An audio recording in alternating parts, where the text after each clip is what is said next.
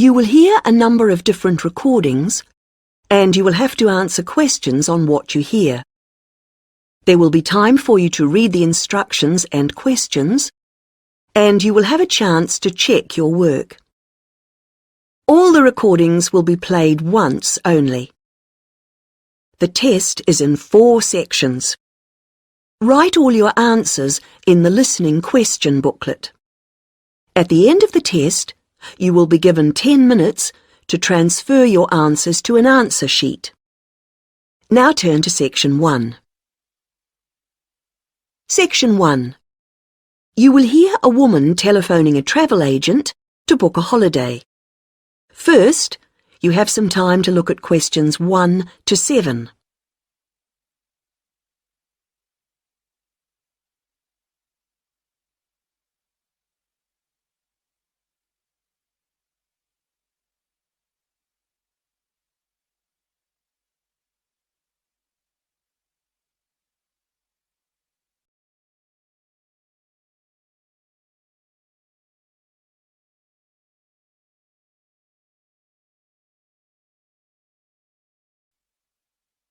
You should answer the questions as you listen, because you will not hear the recording a second time.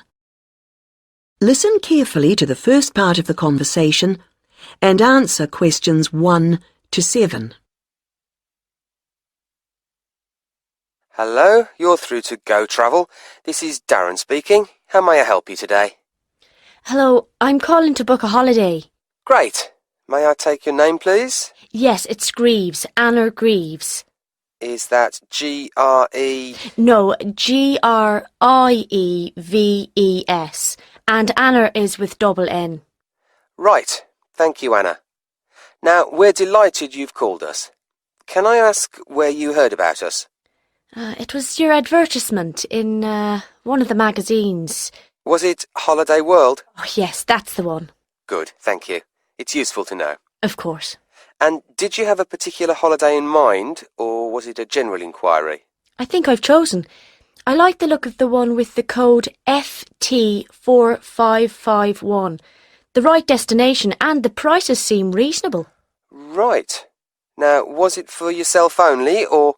Oh no, I want to go with a couple of friends, so there'd be 3 of us going. OK. Now, there's a choice of dates, as you know.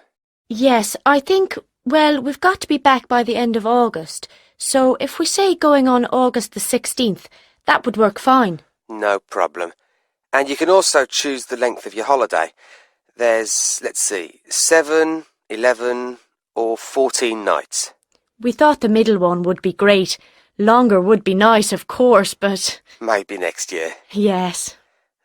And you do need to have insurance. Uh-huh. With 3 levels, Standard, Super and Super Plus. Standard seems a bit basic. Let's say Super. That should be sufficient. Fine. Before you hear the rest of the conversation, you have some time to look at questions 8 to 10.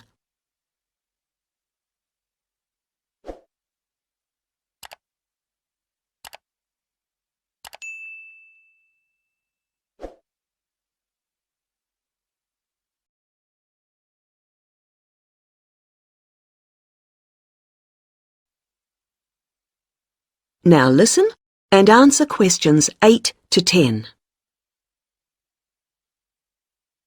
Well, that's all good so far, and the availability's OK. Have you looked through the list of options? They're in the advertisement. I have, and I've got the list here. Some of them do seem a good idea. Which ones would you like to take? In terms of the hotel, the offer of picnic lunches, we'd leave that. We'd rather go to cafes. I think a balcony for the room is a must. It's so nice to sit out, enjoying the view. Oh, yes. And then the trips. I think we'll pass on the night bus one. I never really enjoy the commentaries.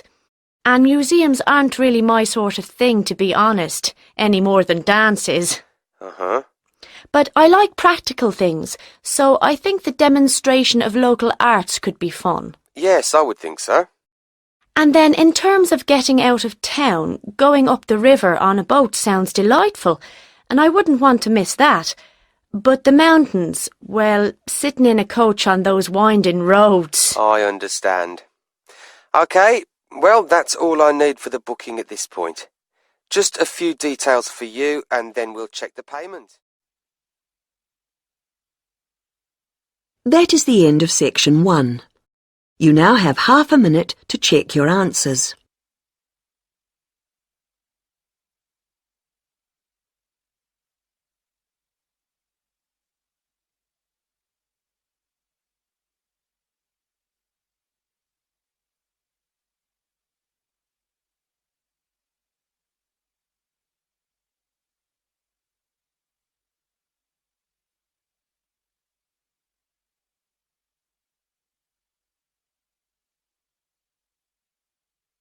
Now turn to section 2. Section 2. You will hear a talk about Run Well, a charity that raises money by organising running races. First, you have some time to look at questions 11 to 17.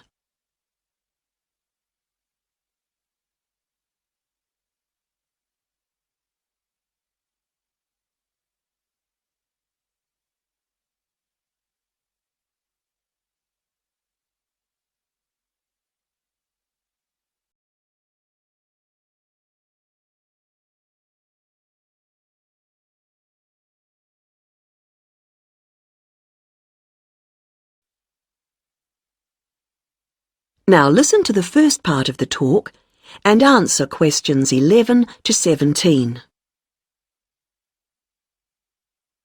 I'm very pleased to have this opportunity to tell you something about the Run Well charity and the work we do. I'll give a brief overview of what we do, and I hope you may be able to help, and then there'll be time for questions at the end. Runwell's founder, Mike Hughes, took up long-distance running in 1987, raising money by doing sponsored half marathons, and in 1992 established the charity as we know it today. By 1997, the runs were being filmed by local TV, and today they appear on national TV every year.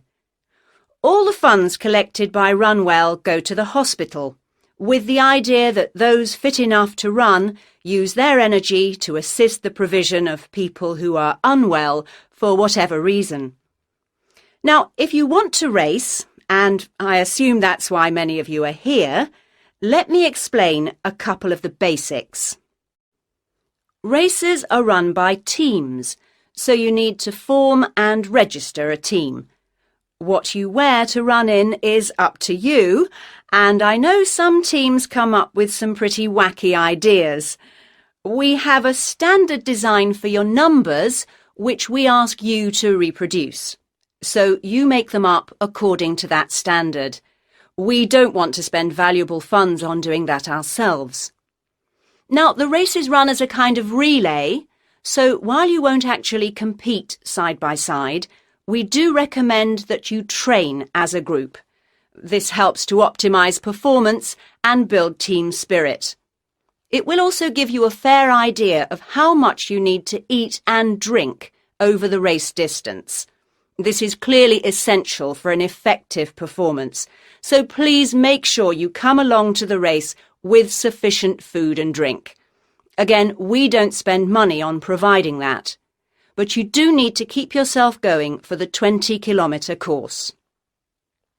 The course goes through the town, then out through Highfield Park, concluding in the main square, where the applauding spectators will be ready to greet you. There are many different prizes, including oldest runner, youngest runner, team with the most sponsorship, team with the best costume. That one's donated by Zoom Fashions. The Mayor will introduce the Minister for Health, who will hand over each prize to the winners, and then the hospital president will make a short speech. Before you hear the rest of the talk, you have some time to look at questions 18 to 20.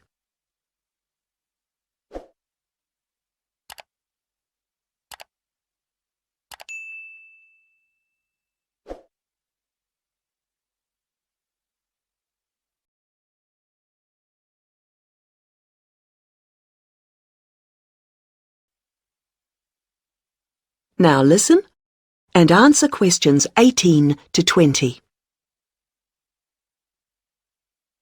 OK, that's the big race. But I know there are many people who don't feel they are up to running a 20-kilometre race, but who would nevertheless like to raise money for Run Well. Over the years, we've had experience of many ways of trying to collect money, some very successful, others less so. Now, of course, 20 kilometres is too far for children to run. But there was a sponsored swimming event at the local school last year, and that did very well. People have also tried to organise food-based events, such as selling homemade cakes and bread and so on at the market. And there was a large picnic arranged in 4 bright gardens, although these events failed to justify the efforts put into them, though I'm sure they were very tasty. These days, so many people are out at work all day that going from house to collect money isn't very effective. But it is possible to raise useful funds by selling small promotional items, such as badges with the Run Well motif on them.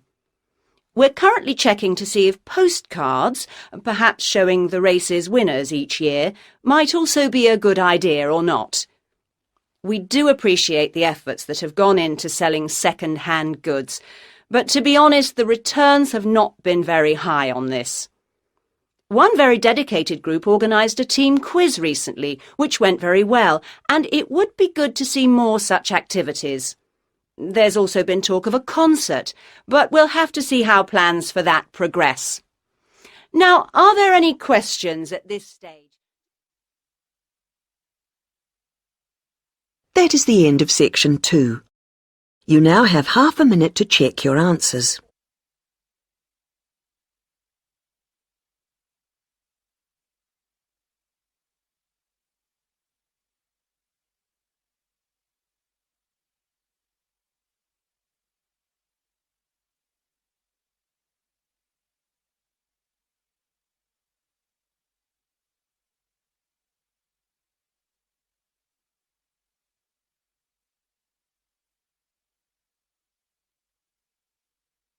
Now turn to section 3.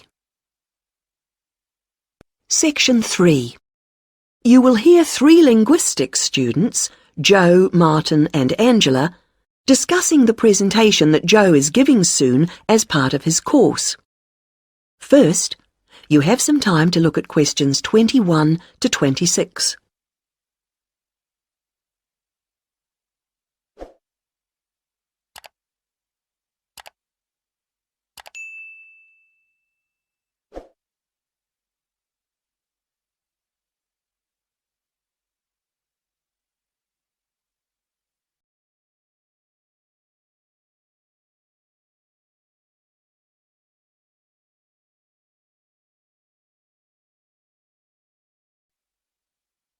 Now listen to the first part of the conversation and answer questions 21 to 26.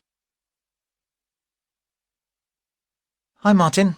Hi, Angela. Hi, Joe. Yeah, hi, Joe. So you're really worried about your presentation? The one about names? I am. Well, you know your stuff on names pretty well, so it's just a question of selecting what you want to use. That's right. But there's so much. Well, you don't have to include everything. Let's start somewhere.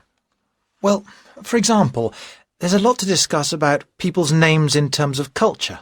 It would be a good way to start, bringing in issues of religion, society. I thought so. As long as you can keep it concise, since it's potentially a large area. I'll pick out some key points. Good. Now, that will tend to be about differences. What about something on ways in which naming practices are often similar across different languages? That sounds good. I'm not sure how much I could say that's really about just names and not really general language. Maybe you need to give that some more thought. Yes, I'm not ruling it out. Well, what about what first names mean?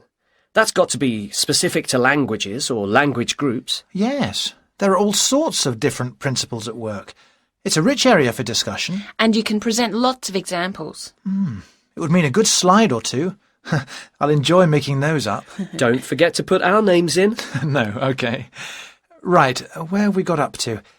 Yes, now there's the question of place names. Ones where the name of the place is the word for the situation, like something to do with sea or mountain, etc. Yes, people often don't realise the origin. It sounds like it's just a translation issue to me. Don't you think you might give that a miss? Given the time limit, perhaps you're right. You need something on place names.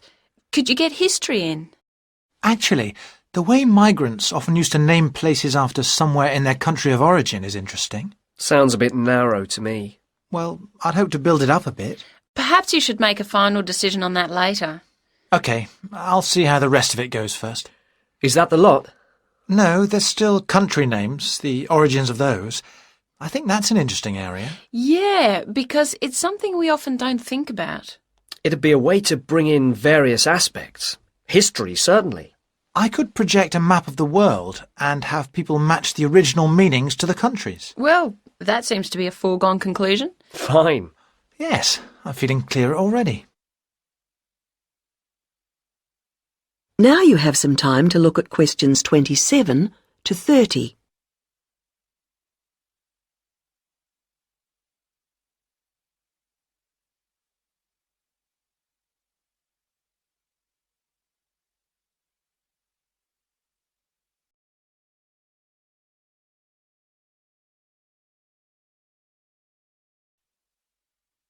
Now listen to the rest of the conversation and answer questions 27 to 30. You know, there's another aspect that I think I'll cover. Yes? Brand names. Isn't that more to do with business studies? Well, international companies are finding it increasingly important to have brand names that can be used in many different countries. Oh, so they can advertise the same product everywhere? Yes, and it seems that brand names are very special in our brains. How so? Well, there was a research study recently, carried out on a group of about 50 students. They showed them 108 words, and the students had to say whether they recognised them as real words or not.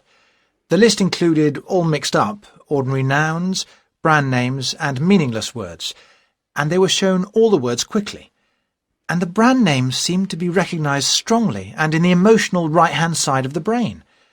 It was interesting that the brand names were recognised more readily if they were displayed in capital letters rather than lowercase, something which doesn't apply to normal words. How strange. What else did the researchers find out? Of course, it's a relatively small study, but they suspect that other visual features are at play, and so that, for example, colour has a major effect in helping us to store brand names in a special way in our brains. I suppose that's logical. But what they mean by a special way? I'm not saying I understood everything about this study, Of course not. but they seem to be saying that the power of brand names is that they conjure up a range of associations inside our brains, more so than ordinary words or names do. I guess this is great news for international companies. Potentially, certainly, though exactly what they do... That is the end of section 3. You now have half a minute to check your answers.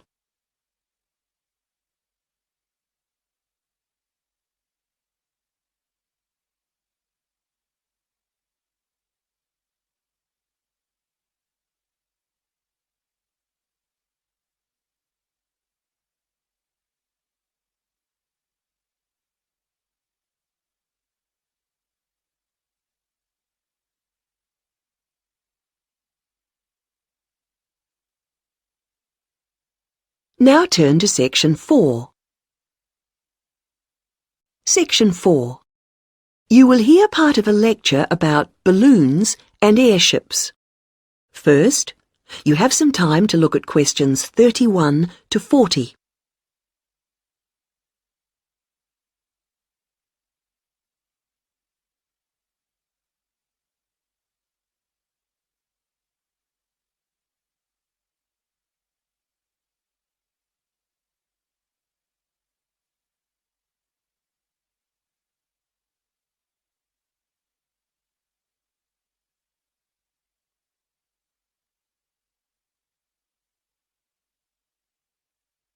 Now listen to the lecture and answer questions 31 to 40.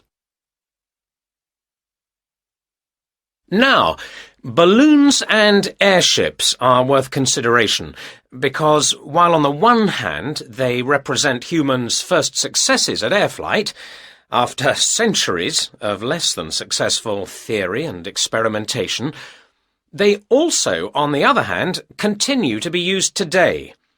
We may have appeared to have moved on to jet planes and space rockets, but you can still see these more primitive flyers in the skies. OK, gas balloons first. France saw the first balloon flight in 1783, and this began a process of development. By 1862, in the Civil War in the United States, we find Thaddeus Lowe replacing spies with balloons to go behind enemy lines. The success of this led to the continued use of balloons in peacetime, and they were employed in the creation of maps.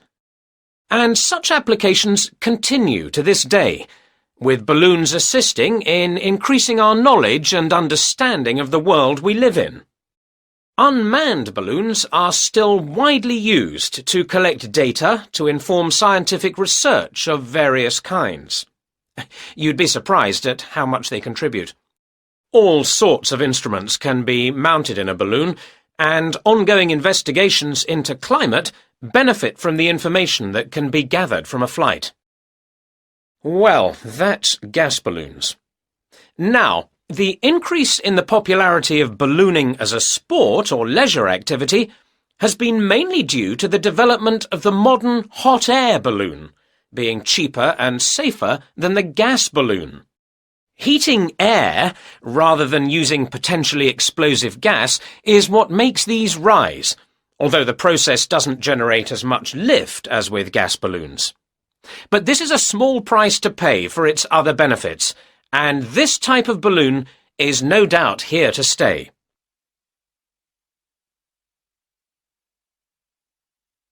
Airships are also fairly old in their origins. The idea for a balloon that could be powered and steered was first published in France in 1784, although 1852 was the date of the first successful airship flight.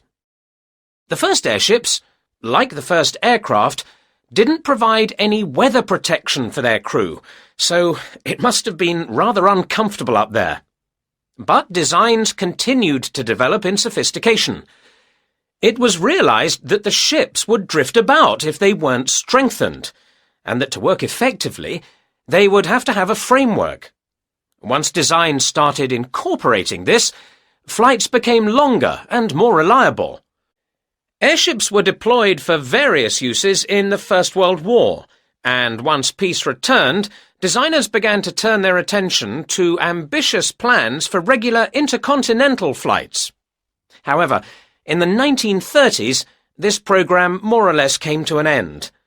For one thing, the speed and popularity of airliners meant that the airship appeared superseded. They just couldn't compete. And as if that weren't enough in itself, another factor in the decline of the airship was an alarming number of crashes, and this, of course, put people off. Nevertheless, several countries have continued to build smaller airships for various uses, such as naval observation or publicity purposes. In fact, their popularity seems set for a slight revival, and in the past few years there has been renewed attention paid to the possibility of using them to transport cargo. Who knows? Maybe the 21st century will be the age of the airship. Now, if you look at your handouts, you'll see that I've included some information. That is the end of section 4. You now have half a minute to check your answers.